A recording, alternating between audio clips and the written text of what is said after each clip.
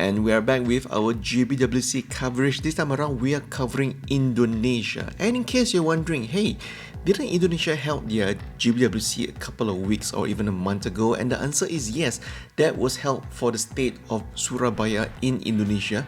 This time around, this is held in Jakarta, the main city of Indonesia. And this will also include the winners from the previous competition in Surabaya together with all the participants in Jakarta. If I'm not mistaken, this is the first time GBWC Indonesia is actually mixing two separate states in Indonesia into one competition, with both winners going to be selected as the one champion for both entries into Japan for both under and also over 21. What is interesting, as we have mentioned last year during the pandemic, we did expect a lot more entries, and yes, this time around there are so many entries from both Surabaya and Jakarta, and all of these entries from both over 21 was quite overwhelming. There's tons of numbers of entries from over 21, and I say that the intense competition this time around for Indonesia is really quite competitive. I have to say big thank you to Mr. Robby and also Dudi Roshidy for providing me with all the pictures from the event itself. And of course, as usual with all of our videos, I'd like to share with you what are my short list of my top 3 finalists for GBWC Jakarta. First one is this guy. This guy is actually quite an interesting sand rock with this other guy. I can't remember his name off my head, but these two look highly detailed, tons of customization and awesome weathering paint job. Number 2 is this particular pic of this overbuilt, very big mobile armor like Zeta Gundam. I really dig how the color combination is actually quite clean. It almost looks like a tall geese to me, but with the entire big ass backpack weaponry that is attached to the Zeta Gundam, looks quite amazing. I kind of wish that they would have put in some color of red into this particular build. So luckily the owner actually posted some pictures onto Twitter, so I managed to share some closer snap of this particular build. You can see that the builder itself put in quite a lot of effort in terms of customizing, painting, and also adding in a lot of details and also better parts into the overall build.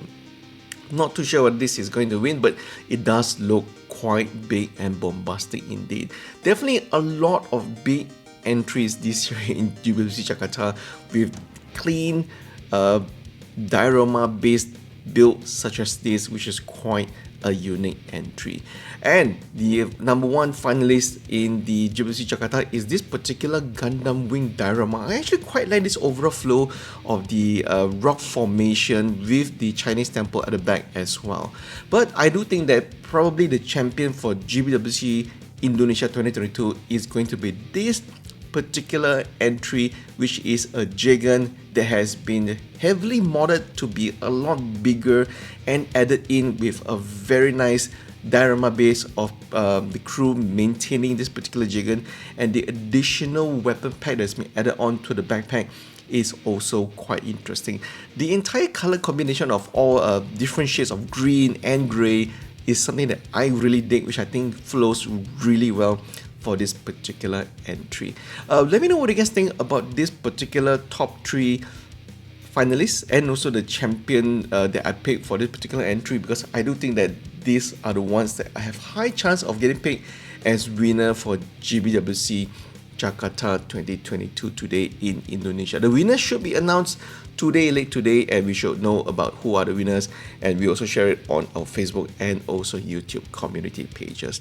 But overall, I think in terms of overall entry, I was actually quite shocked at how many entries came in for over 21, but there's not that many for over 14 and also under 14 around. So maybe I think this time around not that many people have time to actually build their gunpla and submit for the entries.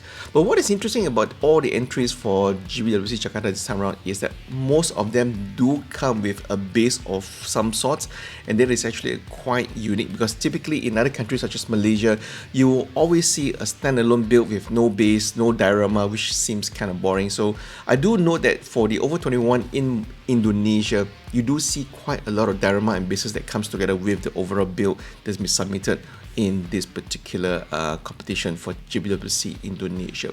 What is interesting though is that this time around, and I think it's the same as last year, the lighting in the cabinet for the entries do not seem to be that bright. Maybe I'm wrong. So the lighting choices in every country do seem a little bit different. So maybe there's something that Bandai can think of and have a standardized ways of lighting the display cabinet for all the GBWC entries. Maybe that will make it look a lot brighter. This time around, if you look at this for GBWC Indonesia, they actually use the glass shelf, which sometimes reflect light a little bit too much, especially when trying to take pictures during the event itself.